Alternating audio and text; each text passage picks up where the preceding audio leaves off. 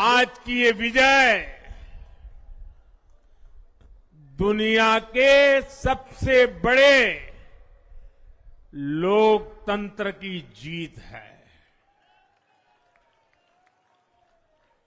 We're going to have a meeting with our partners, the India Alliance partners. I believe that meeting is tomorrow, and these questions will be raised there, and they will be answered there. We respect our alliance partners, and we are not going to make statements in the press without asking them their opinion. Lok Sabha की 543 सीटों के रुझानों में NDA को 298 सीटें मिलती दिख रही हैं। वहीं इंडिया को 200 सीटों पर बढ़त हासिल हो चुकी है। बहुमत का आंकड़ा 272 है। भाजपा गठबंधन को मेजॉरिटी मिलती दिख रही है, लेकिन क्या इंडिया के भी सरकार बनाने की संभावना है? सियासी गणित इस टेबल से समझते हैं।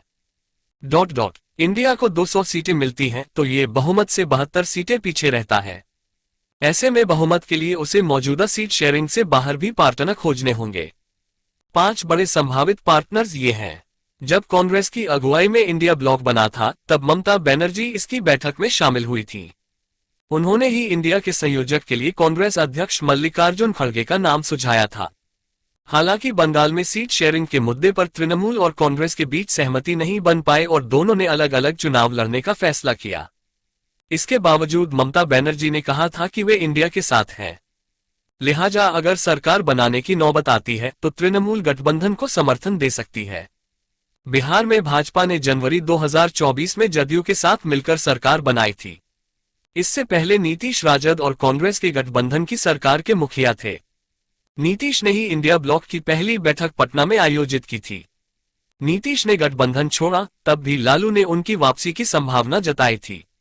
ऐसे में अगर इंडिया ब्लॉक नीतीश को अच्छी पोजीशन ऑफर करता है तो उनकी वापसी हो सकती है। आंध्र प्रदेश में भाजपा और तेलुगु देशम पार्टी टीडीपी साथ मिलकर चुनाव लड़ रही है। राज्य विधानसभा की कुल 175 सीटों में से टीडीपी को 130 से ज्यादा पर जीत मिलने के आसार है, वहीं भाजपा 7 सीटों पर आगे है। लोकसभा इलेक्शन में टीडीपी के 16 सांसद जीत के करीब हैं। दक्षिण में टीडीपी के असरदार प्रदर्शन के बाद कांग्रेस नायडू को साथ लाने की कोशिश कर सकती है। इसके बदले चंद्रबाबू आंध्र को विशेष दर्जा मांग सकते हैं। तेलंगाना के मुख्यमंत्री जगन मोहन रेड्डी की बहन शर्मिला कांग्रेस में शामिल हो चुकी हैं। केंद्र में सरकार बनने की स्थिति में कांग्रेस उन्हें भाई को गठबंधन के साथ लाने की जिम्मेदारी सौंप सकती है। रेड्डी के पिता वाईएस राजशेखर रेड्डी कांग्रेस के बड़े नेता रहे हैं। ऐसे में जगन मोहन को पुराने संबंधों का हवाला देकर इंडिया गठबंधन के साथ आने को कहा जा सकता है। ओडिशा में 2000 से बीजू जनता दल की सरकार है। इस बार विधानसभा की 147 सीटों में से 74 पर भाजपा जीत सकती है, जो बहुमत के बराबर है। वहीं नवीन पटनायक की पार्टी बीजेड को 55 और कांग्रेस को 14 सीटें मिल रही हैं।